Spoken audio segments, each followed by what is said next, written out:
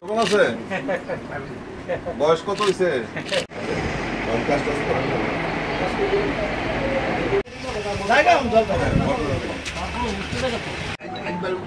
দেখতে পারে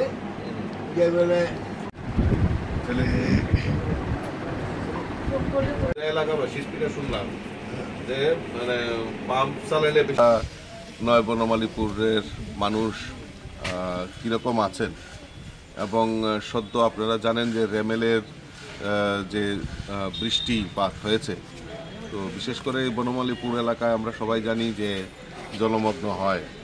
তো সেই কারণে এবং সরকার গত দুদিন আগে আপনারা দেখেছেন মাননীয় মেয়র কমিশনারকে নিয়ে এই বনমালীপুর এলাকা আমি ভিজিট করেছি এবং যে জমাট জলের যে সমস্যা আমাদের সরকার সদার্থক ভূমিকা নিয়ে সেগুলি দ্রুত নিরসনের জন্য পদক্ষেপ নিয়েছেন এবং আগে যেভাবে ঘন্টার পর ঘন্টা জল দিনের পর দিন জল দাঁড়িয়ে থাকতো, কিন্তু এখন আমাদের সরকারের সদিচ্ছার ফলে যে কিছুক্ষণের মধ্যে এই জল নিষ্কাশনের ব্যবস্থা এরকম করে দেওয়া হয়েছে যাতে জল যাতে এক জায়গাতে না দাঁড়ায়।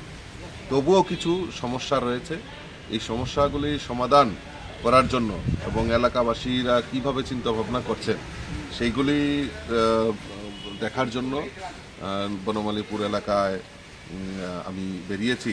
আমার সঙ্গে মণ্ডল সভাপতি এবং বুথের সভাপতি সবাই রয়েছেন। তো আমরা চাই মানুষের পাশে দাঁড়িয়ে মানুষকে যত পরিষেবা দেওয়া যায়, মানুষের পাশে থাকা যায় সেই সংকল্প নিয়েই, কারণ আমরা ক্ষমতার জন্য রাজনীতি করি না। ভারতীয় জনতা পার্টির মূল উদ্দেশ্য হলো মানুষের জন্য কাজ করা, সমাজের জন্য কাজ করা, রাষ্ট্রের জন্য কাজ করা।